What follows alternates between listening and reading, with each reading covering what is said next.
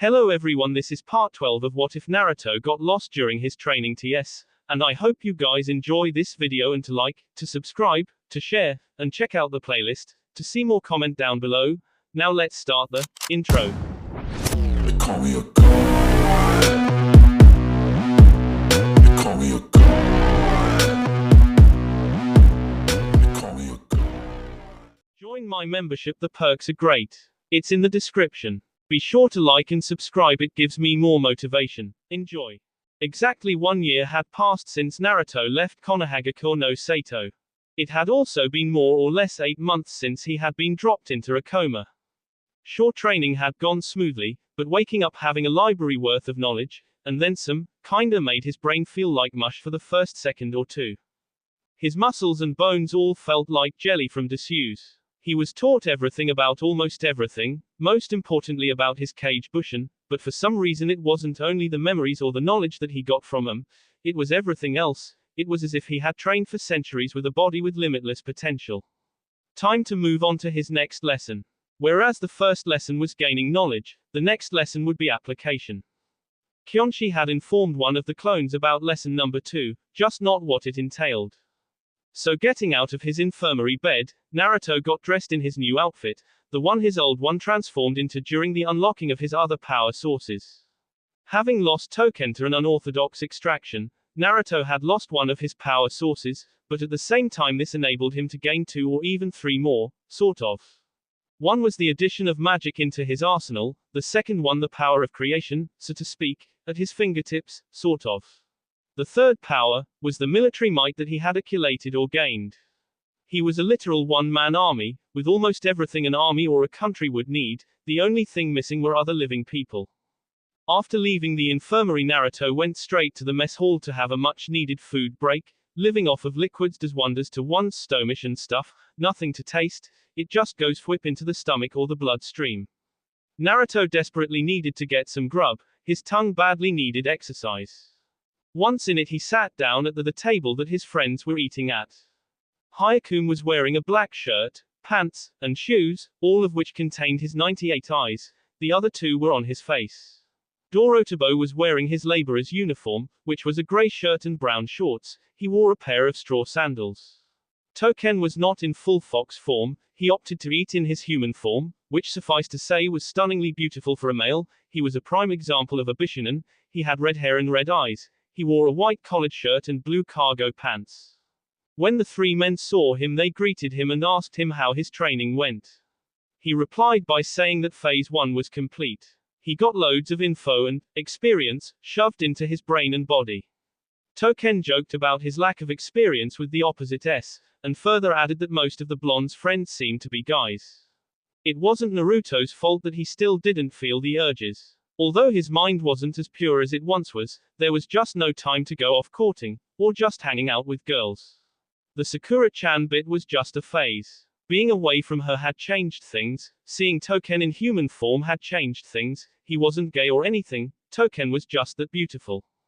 To help him ease his gender preference and his sense of morality, Naruto asked Hyakume to lend him the raunchiest adult novel he owned. He wanted to see how much of a man he was. He wanted to know if being away from real girls for so long had changed his preferences. Clones transforming themselves into his Naruto form did not count. Token, Hyakume, and Boruto reassured him that he didn't need something like that to assure himself that he would still in the future chase some skirts. How did they know this? Well, it's because they saw Naruto check out one of the passing naiads that passed their table. Naruto realized that that was true when he caught himself checking out a gaggle of girls at another table. So he dropped that topic, and found himself into another one.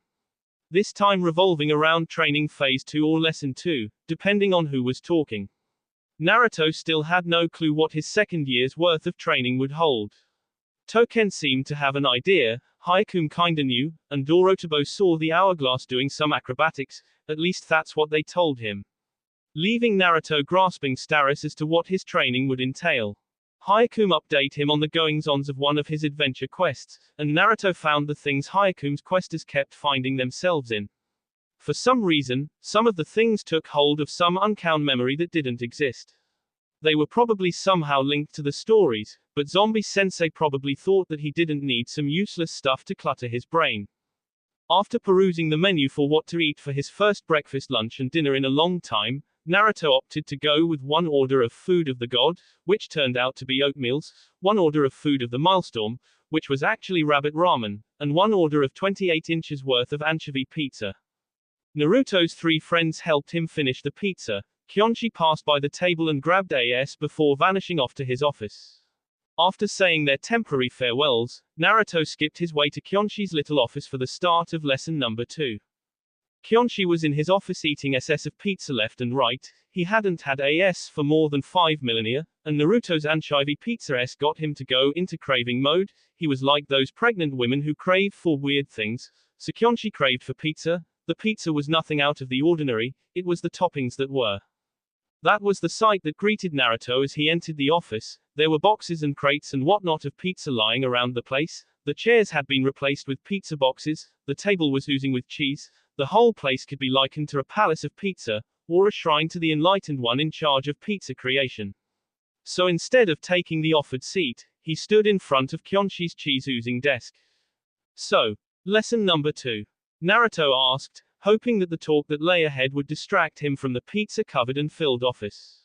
Student, Kyonchi said, let me just finish these last few pizzas and we'll get started. It took a whole 3 hours for Kyonchi to finish all of his pizza. After the 3 hours, it took him another 30 minutes to burp out all the gases that had accumulated in his guts. That's when he finally addressed his sleeping student who had fallen asleep standing up. Naruto, you awake? He asked his obviously sleeping student. Getting no reply, Kyonchi brought out a larger than normal horizon and promptly whacked his student's head. This resulted in Naruto kissing floor. Once Naruto got back to his feet, having recovered from the horizon smack, he stood at attention in anticipation for part 2 of his training. Now that you are awake, Kyonchi began, I shall begin by introducing you to the title of the lesson. So, what is it? Naruto asked excitedly. Hold that thought, his sensei said as he spotted a pizza S wedged between some books on a shelf that Naruto didn't notice until his sensei summoned the pizza S. Zombie Sensei. Right then, on to business. Kyonchi exclaimed, lesson number 2 is application. I kind of already knew that. Huh, how'd you know? I didn't tell you that. Kage Bushin. Oh right, you are that Naruto, sorry forgot. What do you mean by? Naruto did the quoting sign with his fingers, quote that Naruto unquote. Oh, remember the thing about there being more worlds than one? Yeah, well, you're not the first Naruto I've taught. Really? Yeah, as of yesterday I had been teaching millions of other Narutos. Zombie Sensei. Yes, Naruto number 0. Those were my clones. Really, they acted so lifelike, like they had minds of their own. Kage Bushin, my Kage Bushin. Oh, yeah, forgot you could do that, Kyonchi said thinking out loud, wish I had you tap into that. What is that? You don't need to know, ask me when I see you in your next life. How about, what would it have allowed me to do?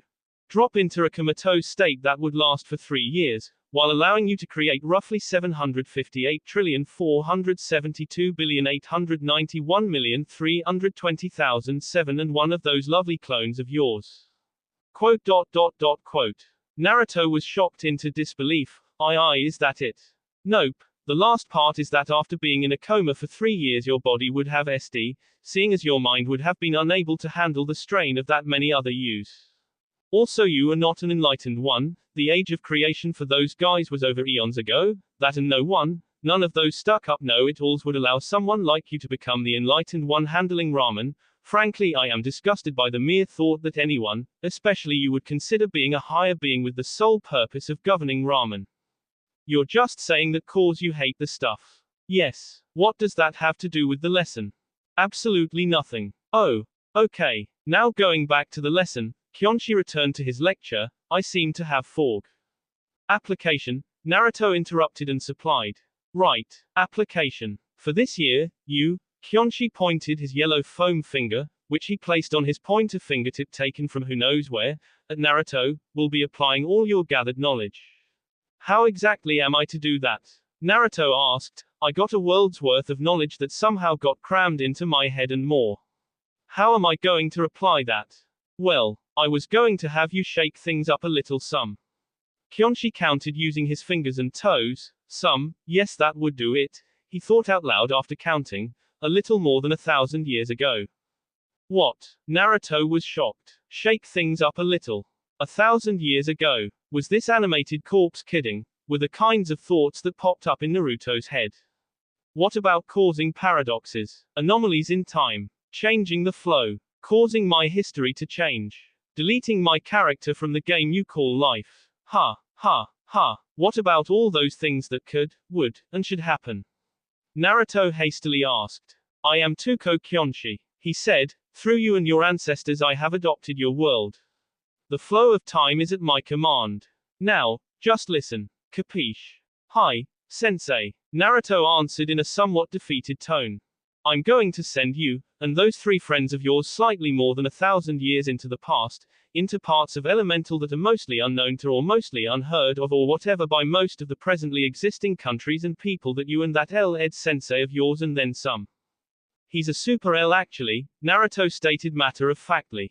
I know, but L-Ed is shorter, Kyonshi said. Basically, I'm sending the 4 of you to a war-torn area, where you will have free reign to do as you please. You will have precisely 1 year to accomplish your task there. Don't interrupt me, your task shall be known to you once you get there. Your dream is to become Hokage, rather it is to be recognized for you, to be seen as Naruto and not something else. Your dream is that you are to someday more or less be valued, more so than you already are. Am I correct? Hi. I kinda get the apply part and how to do that in relation to the Hokage bit, but how about the non-military stuff? Simply put, you shall get your leadership experience. Think of it as a leadership training camp. Ever been on or to one of those? Nope, can't say that I have. Well, do you at least get what I am saying? More or less. Well, that's better than nothing. If you say so. Now that you have been briefed on your task. But you haven't said anything about the task, Naruto interrupted.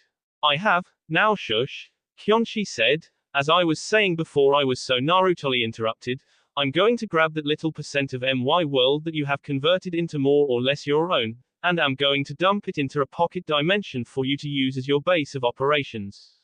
Entrance and exit into and out of it will be up to you. Use your imagination on how and what to call it. Basically you will have your own little world, continent, island. I say island because my world kinda resembles one, except it's so big that even I haven't explored the length and breadth of it. So, anything else? Yeah, you are going to play alien. Until I say otherwise, no one aside from you, your clones, those pets of yours, Touken, Hyakume, and Dorotobo, are allowed access to your world. Got it. Hi. Now go pack up your stuff. But I thought you were going to grab all my things. Those parcels of land and whatnot'll take care of those. You grab your stuff from your room in this fortress. Bring them to your HQ, and go to the roof, the one where you first fell off of. Sir, yes, sir, Naruto said as he saluted to his teacher military style, then he left the office to go pack his stuff. It sure is hard thinking up this stuff. Sheesh, playing around with fates and destinies project is harder than it looks. This better not blow up in my face else I'll have to start over from scratch. Kyonshi thought to himself as Naruto left his office. A few minutes later Kyonshi was standing on the air beyond the roof ledge where Naruto would go to after packing and stuff. He was literally grabbing the land masses and whatnot that Naruto had taken as his own. His hands stretched out to grab these things as if they were on a table before him, as if they were toys that he could just pick up. What he was doing was literal child's play to the things he was really capable of. The pocket dimension that he had created for Naruto's world was tied directly to Touken's former prison gate. That would be more or less where it would be kept until Kyonshi could find a spot in the greater scheme of things for it to go. He would have to form a bunch of tendril connections, and the like. After packing up everything into the pocket dimension that was to be temporarily contained in Naruto's figurative belly, Kyonshi summoned up an anchovy pizza and ate it. Then he returned to his true task at hand. He was forcefully turning back the clock, carefully setting things up so that no matter what Naruto did, the rest of his world would not get hit by it until it was time for Naruto's little lessons fruits to be revealed to the rest of the world. Everything would go with the flow once he was done with his little business. Messing up with the time stream and with the flow of things was seriously some really tricky business. Kyonshi had to literally create eons worth of loopholes to fit in anything and everything that Naruto would, could, should, do and not do with present conditions. Kyonshi made it so that even if Naruto were to somehow end all of creation and beyond, it would somehow turn out the way it was meant to be, complete with Naruto getting trained by Kyonshi. The world would end, all of creation would cease to exist, the being's influence would disappear, yet well the world and everything else would still go on after that. Take note, if I screw up it's goodbye to all of you, Kyonshi said to no one in particular. This is going to be like Naruto king all of the mammals which would cause man not to revolve, but there would still be humans and fossils of dinos today. Naruto better not make a mess out of things, cause thinking and doing this is giving me a headache. Here's hoping he doesn't ask for an explanation, cause I'm already going into a paradox just thinking of the explanation. As irony would have it, Naruto had just gotten to the roof with his 3 friends. Yo, zombie sensei, how ya gonna make sure that anything I do doesn't mess things of the present up? Naruto innocently asked, not knowing that his sensei did not want to have to answer that question. I might tell you when you wanna find out if I do? Kyonshi asked. Nope. Good. So Bossasawa, what are we gonna be doing? Token asked. You 3 are to be traveling with Naruto, his word is my word so to speak. Just act like how genins are supposed to act. Naruto will be your figurative Junin sensei. Got it? Kyonshi answered. Sure thing Kyonshi-sama, Hyakume and Dorotobo answered. Okie dokie. Naruto is the new Bossasawa.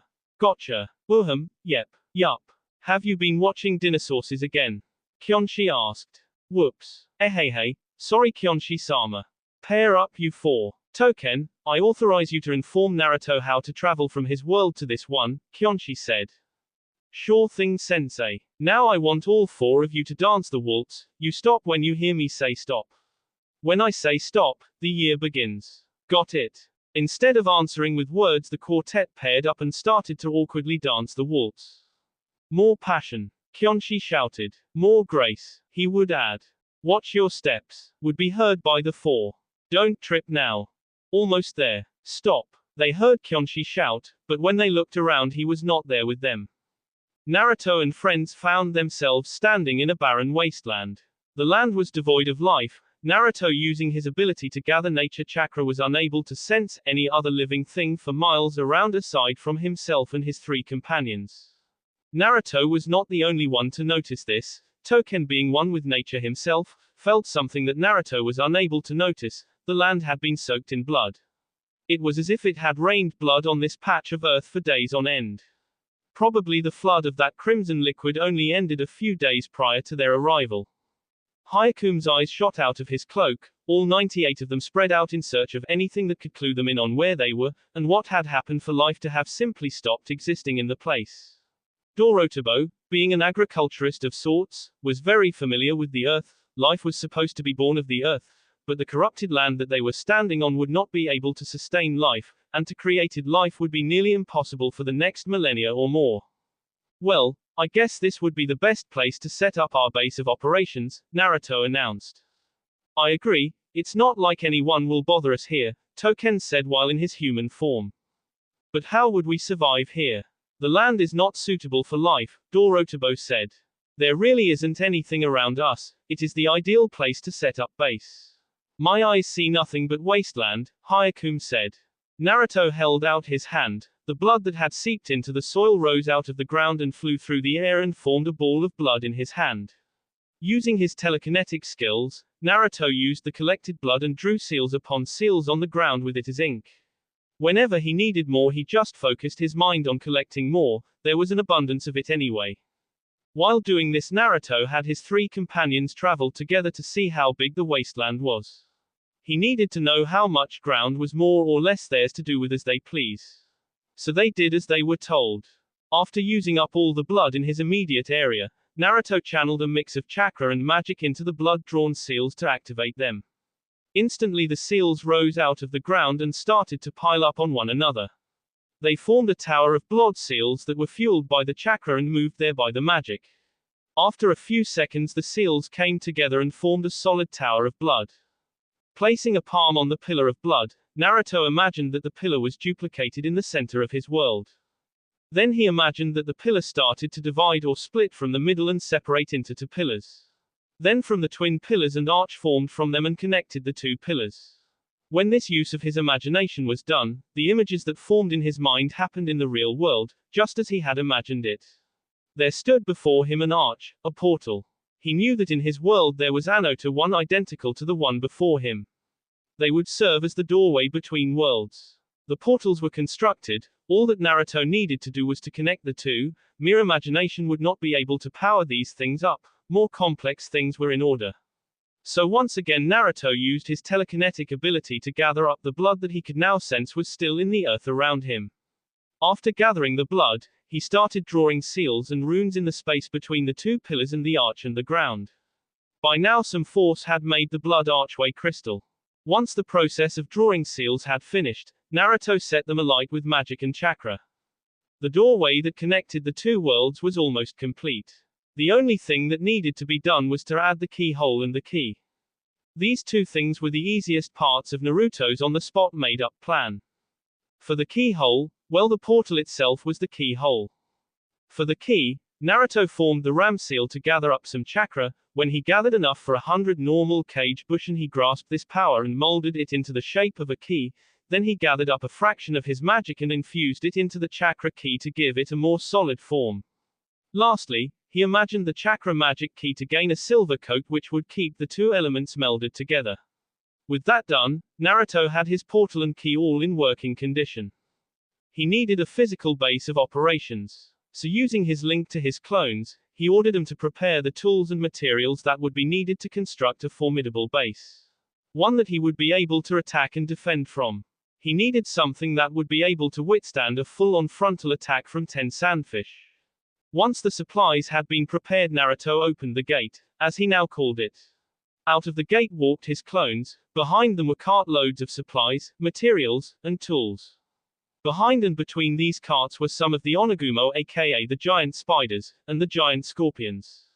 During the time that Naruto spent in his coma, his clones, the ones that were created before training officially began, had started on the breeding and training program of the animals that he had acquired. The onegumo and scorpions were followed by a number of rocks, ankylosaurus, and dragons. Naruto needed these beasts for what he had planned. Naruto planned on creating his own mountain, a really small one compared to Kyonshi's, but a mountain nonetheless. The mountain would be more like a volcano, 4 walls, and a crater in the middle. They were all standing on what would be the center of the crater. The gate would be right smack dab in the middle of the crater. In the crater would be the main building of the fortress that Naruto intended to build. The 4 walls of the pseudo volcano would serve as the first set of walls surrounding the core of the fortress. The fortress would have 5 floors below the crater's mouth, and 7 floors above the crater's mouth. These 12 floors would vary in height. All in all it would have 13 floors counting the crater floor where the gate would be located. The upper 7 would be regular in height, while the lower 6 would have higher ceilings to accommodate a number of things that would need the high ceilings. 1 or 2 of the floors would have an A and B or even a C sub-level. Since Naruto planned on installing elevators, the floors would be G for gate, 1A, point 1B, point 1C, and so on for those that will have sub-levels until the 5th floor, then the rest would just be 6, point 7, point 8, point 9, point 10, point 11, point 12. The fortress would be made out wood and stone, like a traditional castle keep. The length and width of each of the floors would be the same, except for the top 7 floors which would be considerably smaller. The length and width of the floors found within the crater would be 250 feet by 250 feet. The 6th floor would be 85 feet by 85 feet. The 7th floor would be 75 feet by 75 feet. The 8th floor would be 65 feet by 65 feet. The 9th floor would be 55 feet by 55 feet. The 10th floor would be 45 feet by 45 feet. The 11th floor would be 35 feet by 35 feet. Floor 12 would be 25 feet by 25 feet. The base support for the structure would be made out of diamond. 4 diamond pillars of columns would hold up the 12 floors. There would also be bridges that connected each of the numbered floors within the crater to the crater walls and the tunnels and structures on and in it. Each floor would have 8 bridges each being 50 feet wide, and if something would not be able to cross it being too big or too heavy, even though the bridges would be made out of diamond, there would also be 4 teleportation gates in each floor, each one with a control panel that would synchronize with the other gates in the whole fortress. All the floors would be connected via stairs and by 16 elevators. The elevators would only connect the floors within the crater, the ones above would only have stairs and gates. The gate floor's ceiling would be 200 feet above the crater floor, the gate floor would only house the gate. The crater would have an estimated diameter of 2,000 feet, it wouldn't be like the usual craters that grew wider and wider as it reached the mouth, this one would be a cylindrical crater, it was more like a hole at the top and center of the mountain. The crater would have a diameter of 2,000 feet, and have a height from floor to mouth of 950 feet. The floor where the gate was formed on would be raised 1,945 feet higher than its current height. The mountain would be 3,000 feet in height, the diameter of its base would be roughly 6,000 feet, and distance from the edge of the foot of the mountain to the edge of the crater would be 4,169 feet. Floor 1 would be divided into 3 sub-levels, each one being 50 feet in height. Floor 1 sub-level A would serve as the storage for food and drink. Floor 1 sub-level B would serve as the treasury. Floor 1 sub-level C would serve as the kitchens, mess hall, and rooms for the staff of Floor 1. Floor 2 would also be divided into 3 sub-levels, each one also being 50 feet in height. Floor 2 sub-level A would be used for storage of all the electrical equipment, as well as all other power sources of the various doohickeys in the entirety of the fortress. Floor 2 sub-level B would house the excess and/or surplus gizmos and gadgets, and their replacements and such. Floor 2 sub-level C would serve as the storeroom for some of the military and non-military equipment. Floor 3 would also be divided into 3 sub-levels, each being 50 feet in height as well. Floor 3 sub-level A would house the chemistry labs and storage rooms for the equipment, experiments, chemicals, and the results. Floor 3 sub-level B would house the potions labs and storage rooms for the things that had to do with potions. Floor 3 sub-level C would house the alchemy labs and the storage rooms for the things that had to do with alchemy. Floor 4 would serve as the living quarters of the staff of floors 2, 3, and 5. It would be subdivided into 10 sub-levels, there would be an elevator stop on the first sub-level and on the 6th. Each sub-level would be 15 feet in height. Floor 5 would not be divided into sub-levels, sort of, the layout would be changed every now and then to suit the needs of the work that would go on in the floor. This floor would serve as the breeding center for all those wonderful creatures that Naruto had collected, the ones that he would use directly or indirectly for his army. Livestock would have different facilities altogether. Each of the top 7 floors would be 15 feet in height, each one requiring different levels of clearance to enter. Floor 6 would have all the rooms that guests would have access to, like the receiving area, a hall or two that could serve as a party hall, a small game room, a dining hall, and the like. Floor 7 would house the living quarters of the staff that would be handling the top 7 floors. Floor 8 would serve as the headquarters of the non-military related stuff, these being the offices in charge of economics, agriculture, maintenance, the HR department, and the like. These offices would be the main offices in charge of the running of the day-to-day things in the fortress, for now. Floor 9 would serve as the headquarters for all of the military-related stuff, from the tactics and strategy department to the tea and interrogation division. Floors 8 and 9 would be like the village councils, in the sense that Floor 8 would handle all the civilian-related matter, while Floor 9 would handle the military matters both offensive and defensive. Floor 10 would simply house all the information, it would be the central library of the fortress. All the books, scrolls, papers, knowledge that Naruto had acquired would be housed on this floor. His unwritten knowledge would be put to parchment or paper, then would be turned into books. If Naruto had a house, Floor 11 would serve as everything in a regular house, except for Naruto's living quarters which would be on the top floor. That's basically the outline for the core structure of the fortress. Naruto intended to make use of the mountain as part of his fortress.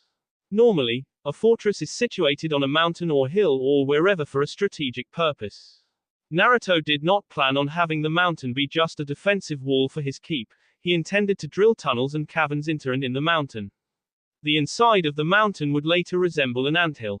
These tunnels and caverns would serve as living quarters, storage rooms, armories, arsenals, labs, prisons, dungeons, everything. Connecting all the levels of the mountain would be a number of stairs, poles, gates, doors, you name it, most likely it would be in there, including several elevators. On the slope of the mountain there would be several towers, and some smaller buildings. These would serve many different purposes. There would be 4 housing facilities for the rocks, 4 caves and facilities for the dragons, another 4 facilities to be used as housing for the basilisks. There would be 8 caves that would open up in 8 different levels and sides of the mountain. These caves would serve as the bat caves. The Onegumo would have 10 caves to themselves, the scorpions being their neighbors with their own set of 10 caves. The only entrance and exit to the Onegumo and scorpion caves would be the cave mouths on the side of the mountain. The inside of the caves would be half filled with sand. The different structures and whatnot found on the slope would be connected by a series of bridges made out of different metals and crystals, as well as gates. The mountain as well as the lower 6 floors would be riddled with contraptions that would allow easy and swift sending and receiving of messages, files, and whatnot. The slope of the mountain would not be just those buildings, structures, and facilities, it would have the look and feel of a naturally formed mountain, complete with trees, crags, rocks, boulders, other plants, and other animals. Some of the animals and plant species of Kyonshi's world would be found there as well. Surrounding the base of the mountain would not be a dense jungle like Kyonshi's. The foot of the mountain would be surrounded by a 250-foot wide moat, with varying depths ranging from just an inch to several hundred feet. Opposite the foot of the mountain would be a 250-foot tall wall that would surround the moat and the mountain. This wall would be connected, on the inside, to structures that would serve as the facilities that would take care of or handle the things living in the moat. There would be a total of 25 regular gates for entrance and exit purposes. Parts of the moat would serve as the fisheries for the literally hundreds or more fish that Naruto had collected. Other parts would be dedicated in the care and such of the crocs, both regular ones and the super crocs. The moat would seem just as natural as the mountain. There would be all sorts of marine life in it, ranging from fresh water to salt water. There would also be small islands in the moat, as well as some structures that would serve as housing and other stuff. The water's edge on the mountain's side would start directly at the base, but on the wall side the wall and some of the land structures would be 50 feet away from the water's edge. Beyond the wall would be a sprawling city filled with buildings, parks, houses, compounds and whatnot. Naruto's idea of a fortress was closer to a castle town than to just a fortress. But instead of a town it would be a city. This city would be able to house a population of roughly 5 million individuals, that would be men, women, and children, and still have space for a few thousand or a million or two more. The area covered by the city would be as big as Osaka and Singapore combined, which would be 932 and 31 square kilometers. A wall would surround the city. This too would have some 25 main gates with a few smaller ones here and there. It would be 250 feet high. It would have towers or turrets every 100 feet. The wall would be 35 feet wide. It would also have different levels in it. These levels would serve as the barracks, armory, arsenal, storehouses, mess halls, and other military facilities. The wall would also serve as the slees for the horses, as well as house facilities that would be in charge of the care of the Ankylosaurus, Smilodons aka saber-toothed tigers aka tigers and a few other big cats, direwolves and wolves.